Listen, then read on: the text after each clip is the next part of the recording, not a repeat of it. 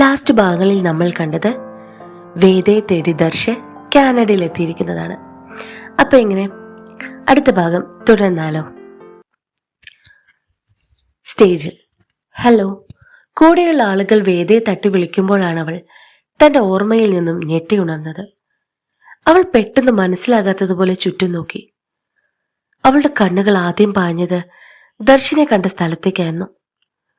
എന്നാൽ അവിടെ ദർശ് ഇല്ലായിരുന്നു. മാത്രമല്ല, അപ്പോഴാണ് അവൾ മനസ്സിലാകുന്നത് താൻ ഇപ്പോഴും ആ സ്റ്റേജിൽ തന്നെയാണ് എന്ന്, ഒപ്പം എല്ലാവരും തന്നെ ശ്രദ്ധിക്കുകയാണ് എന്നും.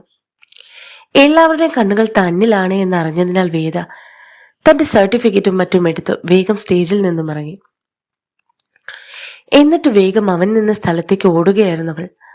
അവളുടെ ഓട്ടവും പാച്ചിലും കണ്ട് എല്ലാവരും അത്ഭുതത്തോടെയും നോക്കുന്നുണ്ട്. എന്നാൽ അതൊന്നും വേദയെ ബാധിക്കുന്ന കാര്യങ്ങളായിരുന്നില്ല. കുറച്ചു മുമ്പ് നടന്ന കാര്യം അത് സ്വപ്നമാണ് എന്ന് അംഗീകരിക്കാൻ വേദയുടെ മനസ്സ് സമ്മതിച്ചില്ല. അതിനാൽ തന്നെ അവൾ മറ്റൊന്നും ആലോചിക്കാതെ മുന്നോട്ട് പാഞ്ഞുകൊണ്ടേയിരുന്നു ദർശനെ തേടി. എന്നാൽ കുറച്ചു കഴിഞ്ഞതും ആകെ തളർന്നതുപോലെ വേദ അവിടെയുള്ള സ്റ്റെപ്പിലിരുന്നു. എന്നിട്ട് പൊട്ടിക്കരഞ്ഞു. കുറച്ച് കരഞ്ഞു കഴിഞ്ഞതും അവൾ ഓക്കെ ആയി. എന്നിട്ട് സമാധാനമായിരുന്നിട്ട് ആലോചിച്ചു. എന്നിട്ട് സ്വയം പറഞ്ഞു, എനിക്കറിയാം കിച്ചുവേട്ടൻ ഇവിടെ ഉണ്ടായിരുന്നുവെന്ന്. എനിക്കറിയാം എവിടെയാണ് എങ്കിലും എൻ്റെ മുന്നിൽ വന്നൂടെ, എനിക്ക് വല്ലാതെ മിസ് ചെയ്യുന്നു.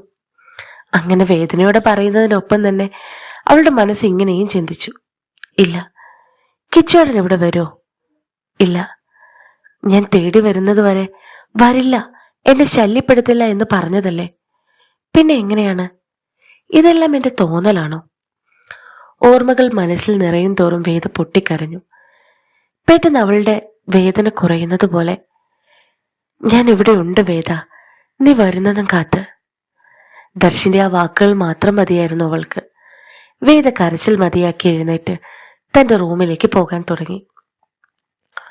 പോകുമ്പോഴെല്ലാം വേദ എന്തൊക്കെയോ ആലോചിച്ചുകൊണ്ടിരുന്നു. ആലോചനയ്ക്ക് അവസാനം അവൾ തന്റെ അപ്പാർട്ട്മെന്റിലെത്തി. അകത്ത് ചെന്നു വേഗം കണ്ണും മുഖവും കഴുകി ഒന്ന് ഫ്രഷ് ആയിട്ട് പോയി കിടന്നുറങ്ങി. ആ സമയങ്ങളിലെല്ലാം അവളുടെ ഉള്ളിലൊരു തീരുമാനം ഉടലെടുക്കുകയായിരുന്നു. ഇന്ത്യയിലേക്ക് തിരിച്ചു പോകണം. അതിനുള്ള ഏറ്റവും വലിയ കാരണം അതിതായിരുന്നു. വേദയുടെ അനിയന്റെ വിവാഹമാണ്. അവൻ അവളോട് വിവാഹത്തിന് എത്തണമെന്ന് ആവശ്യപ്പെട്ടു. ഇന്ന് തീയതി 8, ഈ മാസം 20-നാണ് അവന്റെ വിവാഹം. ഒപ്പം അവളെ മാത്രമാണ് അവന് വിവാഹത്തിന് കാത്തിരിക്കുന്നത് എന്നും. ആദ്യം പോകണ്ട എന്നാണ് തീരുമാനിച്ചതെങ്കിലും വേദ പോകാൻ തീരുമാനിച്ചു.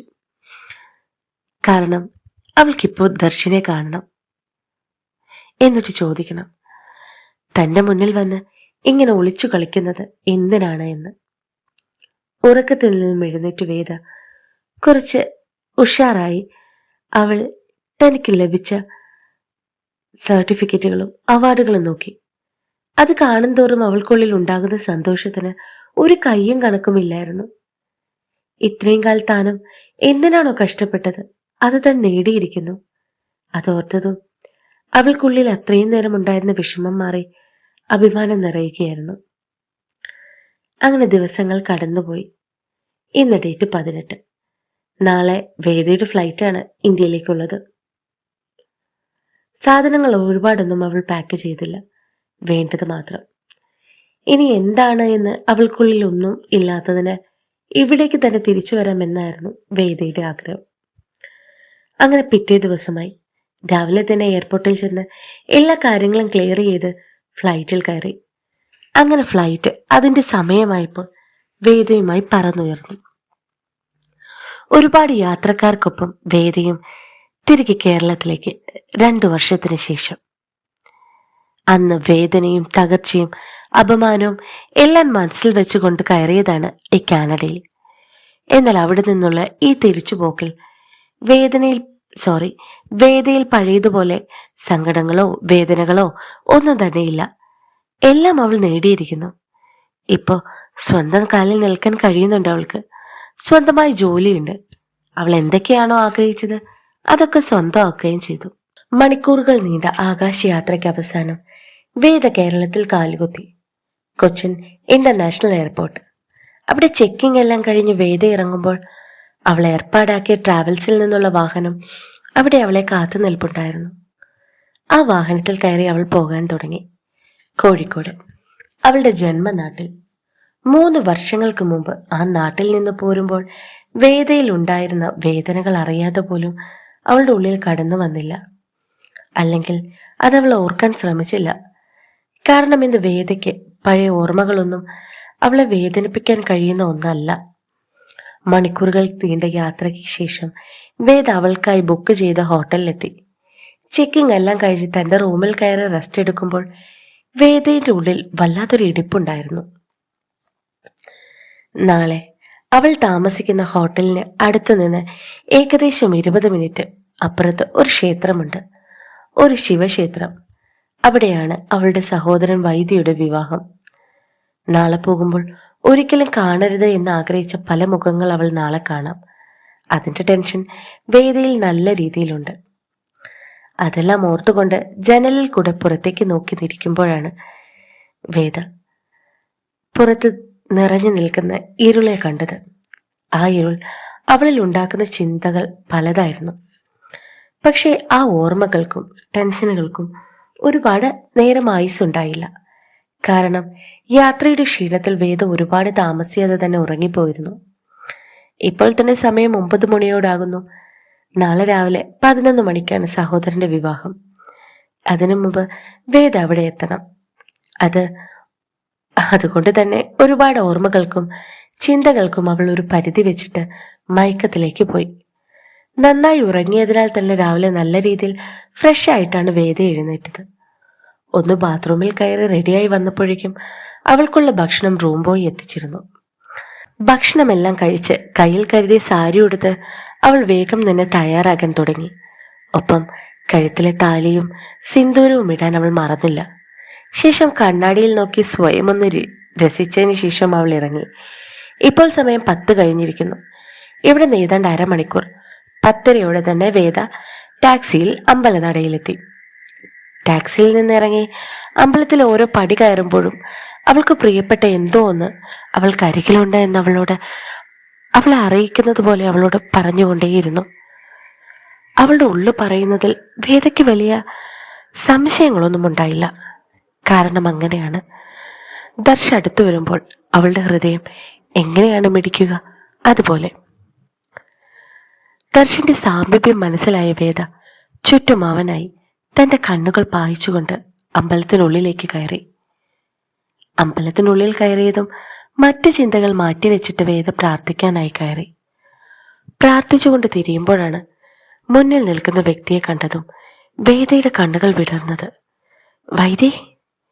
വൈദ്യ പതിയെ അവൾക്കരികിലേക്ക് വന്നിട്ട് അത്രമേൽ സ്നേഹത്തോടെ പറഞ്ഞു, ചേച്ചി വരുമെന്ന് കരുതിയില്ല, താങ്ക് യു. അതിന് മറുപടി പറയാതെ വേദ ചിരിച്ചു. അവളുടെ കണ്ണുകൾ വൈദ്യയിലായിരുന്നു. ലാസ്റ്റ് അവനെ കണ്ടതിൽ നിന്നും ഒരുപാട് മാറിയിരിക്കുന്നു. വിവാഹവേഷത്തിൽ അവനെ കാണാൻ വല്ലാത്തൊരു ഭംഗിയുണ്ടായിരുന്നു. അവന്റെ മുഖത്ത് നിറഞ്ഞ തിളക്കത്തിൽ നിന്ന് തന്നെ അവൾക്ക് അവൻ എത്രമേൽ സന്തോഷത്തിലാണ് എന്ന് മനസ്സിലായി. അവളുടെ നാവിൽ പലപ്പോഴും അച്ഛനെയും അമ്മയെയും പറ്റി ചോദിക്കണമെന്ന കാര്യം വന്നുവെങ്കിലും അതിനെ അവൾ മനഃപൂർവ്വം മറച്ചു. പെട്ടെന്നൊരാൾ അവനെ വിളിച്ചിട്ട് അവിടെ താലി കെട്ടാൻ സമയമായി എന്ന് പറഞ്ഞു. ചേച്ചി വാ, വരാം, മോൻ നടന്നോ. അത്രയും പറഞ്ഞ് വേദ മുന്നോട്ട് നോക്കിയിട്ട് അവനൊപ്പം നടന്നു. വേദ പതിയെ അവനൊപ്പം നടക്കുമ്പോൾ അവളുടെ കണ്ണുകൾ ചുറ്റും പാഞ്ഞുകൊണ്ടേയിരുന്നു, ആ ഒരുവന് വേണ്ടി. പക്ഷേ അവനെ കാണാതെ അവളുടെ ഉള്ളിൽ നിരാശ നിറഞ്ഞു. വേദ പതിയെ തന്റെ സാരി ഒതുക്കി പിടിച്ചുകൊണ്ട് നടന്നു ചെന്നു.